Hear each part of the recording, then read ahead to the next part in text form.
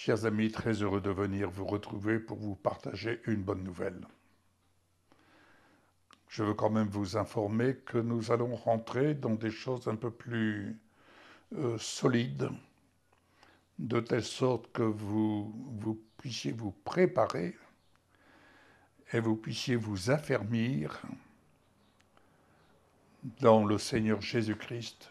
Et quand je dis le Seigneur Jésus-Christ, corps glorifié, j'insiste sur cet aspect dans votre relation avec le Seigneur. Et comme j'ai encore eu l'occasion de l'exprimer en ce jour dans le diaporama qui précède cette vidéo, lorsque nous étions enfants, nous ne vivions pas des expériences avec nos parents.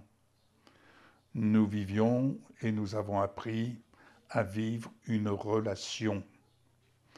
De même, dans un couple, mari et femme, on ne vit pas des expériences.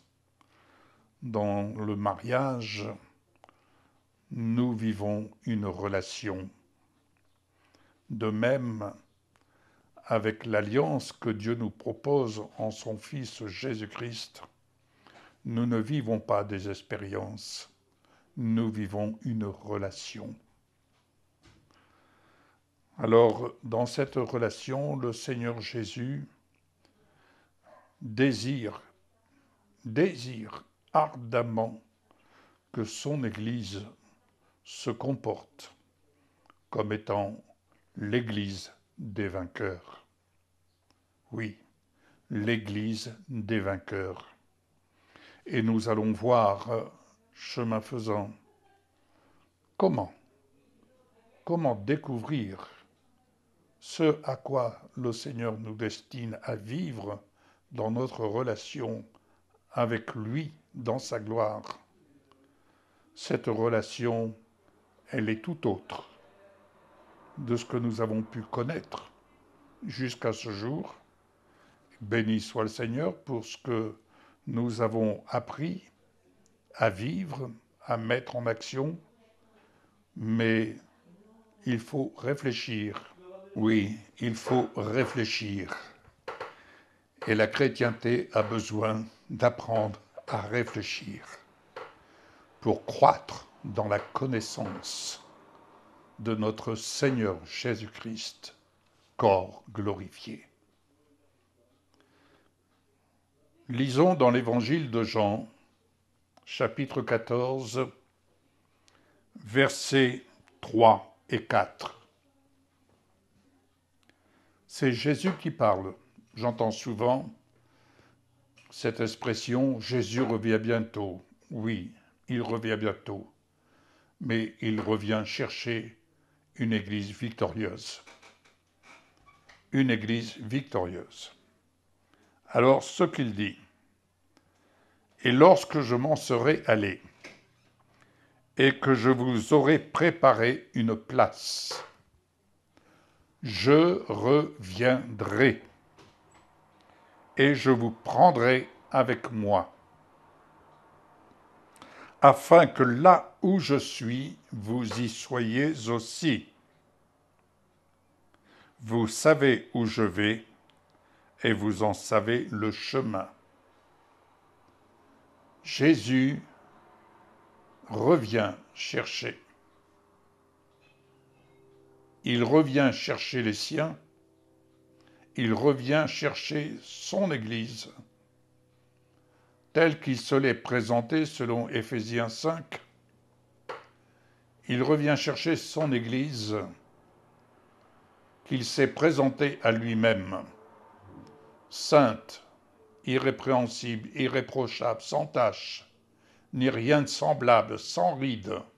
Autrement dit, une belle Église, une belle Église, une belle épouse. Et il vient rechercher une Église forte, une Église affermie, une Église parvenue à la maturité spirituelle. Il revient chercher une Église qui est affermie dans la foi sur le rocher inébranlable. une Église qui a le regard fixé et qui est fixé sur Jésus et qui est devenue semblable à lui, et cela par l'action du ministère de l'Esprit Saint. Car le ministère de l'Esprit est plus glorieux. Il est plus glorieux que le ministère de Moïse. Bien-aimés, apprenons à voir juste, de manière à penser juste, et ne pas se laisser embrouiller l'esprit par toutes sortes de rêveries qui ne mènent nulle part. Le plan de Dieu est clair. Jésus est revenu sur l'île de Patmos se révéler à Jean. Il est venu le chercher. Il est venu le transformer, le métamorphoser, de telle sorte que l'apôtre Jean a été en capacité, selon l'ordre qui lui a été donné, lorsque Dieu lui dira « monte ici », il a été en capacité de monter jusque dans la salle du trône et de siéger avec Jésus dans sa gloire. Et il a reçu l'ordre d'écrire tout ce qu'il pouvait voir et ce qu'il pouvait entendre. Ainsi fut écrit le livre de l'Apocalypse, qui est le livre de notre temps. Ce n'est pas le livre de demain, ce n'est pas le livre catastrophique, c'est le livre de la gloire de Jésus dans lequel nous devons apprendre à pénétrer, à entrer, afin vraiment d'avoir le plan de Dieu, ce qui se définit à notre esprit comme étant l'Église des vainqueurs. Je poursuis. Jean 14, versets 18 à 20. Je ne vous laisserai pas orphelins, je viendrai à vous. Je viendrai à vous. Encore un peu de temps, et le monde ne me verra plus. Et le monde ne me verra plus. Mais vous, vous me verrez. Vous, vous me verrez. Jésus n'est plus sur la croix. Il a vaincu les ténèbres. Il a vaincu le prince des ténèbres. Le prince des ténèbres a été vaincu. Réfléchissons, mes bien-aimés. Comment se fait-il que le prince des ténèbres puisse ainsi s'en prendre au peuple, aux enfants de Dieu, nés de nouveau? Il faut se poser la question, comment quelqu'un qui a été vaincu s'en prenne à des personnes comme nous, comme vous? N'y a-t-il pas un problème? N'y a-t-il pas matière à réfléchir? Ne vous hâtez pas de donner des réponses, mais réfléchissons. Comment quelqu'un qui a été vaincu se permet-il encore d'avoir à exercer le pouvoir qu'il n'a plus? Il nous appartient, à nous, enfants de Dieu, nés de nouveau, de faire appliquer au prince des ténèbres la peine qui lui a été infligée. Lorsque quelqu'un est condamné, il va en prison, mais il y a l'application, le juge de l'application des peines. Mais ici, celui qui va appliquer la peine, c'est l'Église. L'Église doit imposer la peine qui a été infligée à l'adversaire par la victoire de Jésus, Mais pour ce faire, cela ne peut se faire non pas à partir d'en bas, mais à partir d'en haut. Et c'est là que notre Seigneur Jésus nous attend. Ainsi, en ce jour-là, dit-il, vous me verrez, car je vis et vous vivrez aussi.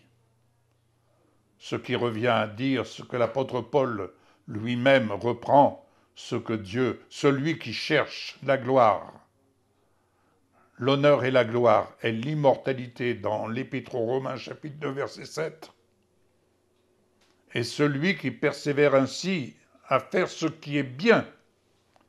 Et à faire ce qui est bien, c'est à faire ce que Dieu nous demande de rechercher, l'honneur, la gloire et l'immortalité ou l'incorruptibilité. Nous sommes dans un corps mortel. C'est pourquoi l'adversaire peut encore se permettre de toucher notre corps mortel. Et c'est pourquoi nous devons viser à vivre une réelle transformation, une réelle métamorphose qui s'opère alors par le ministère de l'Esprit de Dieu. De telle sorte que nous devenions semblables à l'image du Fils de Dieu, le premier-né d'entre les morts. Lorsqu'un enfant, un nouveau-né arrive dans une famille, lorsqu'il naît dans une famille, que va-t-on dire? Oh, il ressemble à sa grand-mère. Ah non, il ressemble à son grand-père. Et chacun y va de sa vision des choses. Bien-aimés, ressembler à l'image du Fils premier-né, cela demande une réelle transformation intérieure. Et Jésus, à l'intérieur, agit sur l'extérieur. Jean, chapitre, je vais vous dire ça tout de suite. Chapitre 17. Chapitre 17. Voici ce qu'il dit, entre autres. Vous pouvez lire le chapitre 17, mais lisez-le avec toute la clairvoyance que nous donne l'Esprit de Dieu.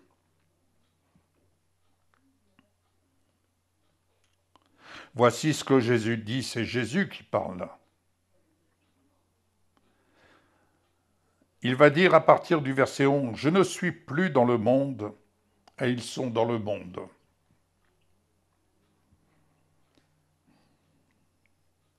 Et je vais à toi, Père Saint, garde-les en ton nom, ce nom que tu m'as donné, afin qu'ils soient un comme nous.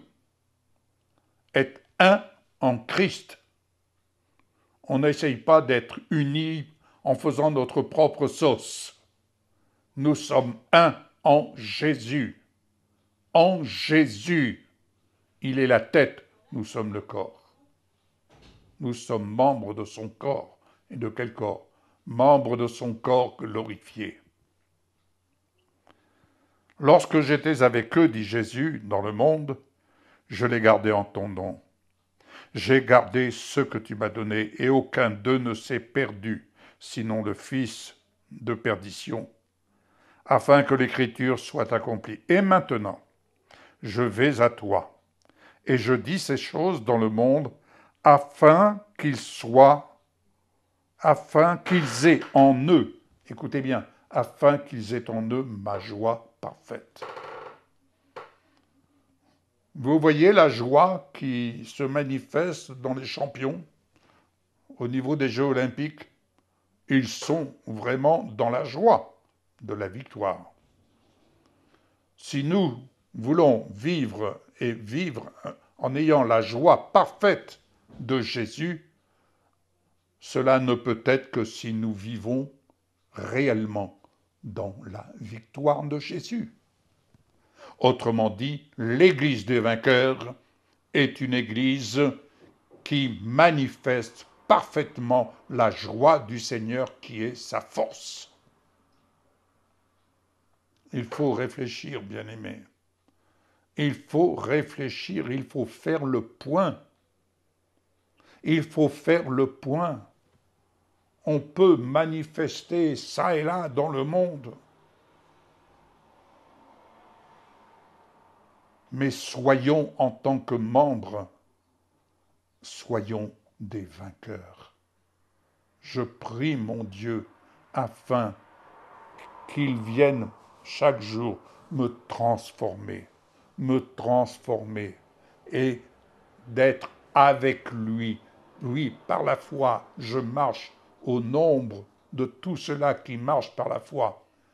Mais le but, vous voyez, c'est de dépasser la croix. Vous voyez cette croix qui est derrière moi? Eh bien, je vise au-delà de la croix à aller vivre là où le Seigneur me destine à vivre pour agir sur la terre à partir de là où je suis censé siéger en Christ et avec Christ. Écoutez bien. Verset 20. Ce n'est pas pour eux seulement que je prie. Le Seigneur, il prie, il intercède pour nous. Mais encore pour ceux qui croiront en moi par leur parole, afin que tous soient un, comme toi, Père, tu es en moi, et comme je suis en toi, pour que le monde croie que tu m'as envoyé. Je leur ai donné la gloire que tu m'as donnée. Est-ce que nous apprenons à nous comporter comme étant assurés d'être dans la gloire de Jésus-Christ, tel qu'il est désormais corps glorifié? Pour que le monde... Pardon, je reprends. Et comme je suis en toi, afin qu'eux aussi soient un en nous. Oh, un en nous, c'est-à-dire un dans le Père, le Fils, le Saint-Esprit, en nous. Vous vous rappelez, quand il est dit au début de la Genèse, faisons l'homme à notre image. Faisons. Il y avait le Père, le Fils et le Saint-Esprit, tous les trois, la Trinité parfaite, ne faisant qu'un. Eh bien, ici, est un en Dieu le Père, Dieu le Fils, Dieu le Saint-Esprit. Alléluia. Pour que le monde croie que tu m'as envoyé. Vous voyez, pas besoin de dire « je suis chrétien ».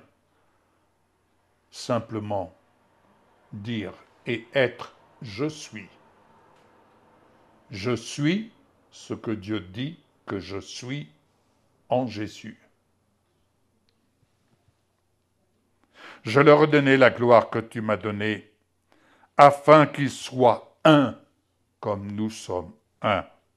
Moi en eux et toi en moi.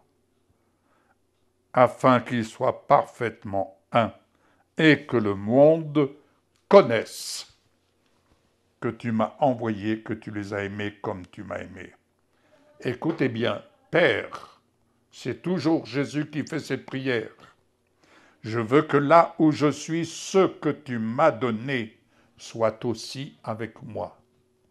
Quand je lis cela, immanquablement, je suis obligé de m'arrêter. Jésus dit, je veux que là où je suis, ce que tu m'as donné soit aussi avec moi. Ah oui, Jésus. Et pour cause, afin qu'il voie ma gloire. La gloire que tu m'as donnée parce que tu m'as aimé avant la fondation du monde. Oui. Vous savez pourquoi tant de chrétiens souffrent?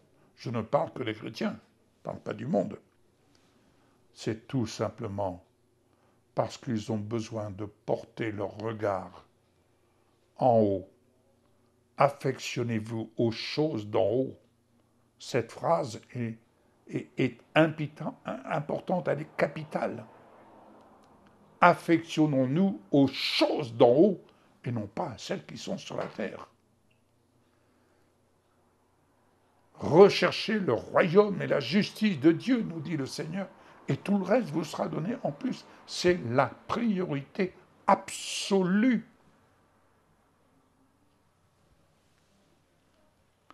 Père juste, le monde ne t'a point connu, mais moi je t'ai connu.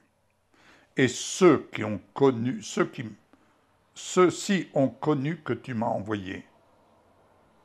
Écoutez bien, je leur ai fait connaître ton nom et je le leur ferai connaître afin que l'amour dont tu m'as aimé soit en eux et que je sois en eux. Alléluia. Voilà, bien-aimés, une indication, une introduction, ce dans quoi nous allons plonger notre regard. Ça va bouger, immanquablement. Ça va bouger dans votre vie si vous acceptez d'entendre et de regarder dans le bon sens et de vous poser la bonne réflexion. Avec qui je vis? En qui je vis? Pour quel but? J'ai été sauvé, racheté. De quel corps suis-je membre? Est-ce que je suis membre du corps glorifié de Jésus?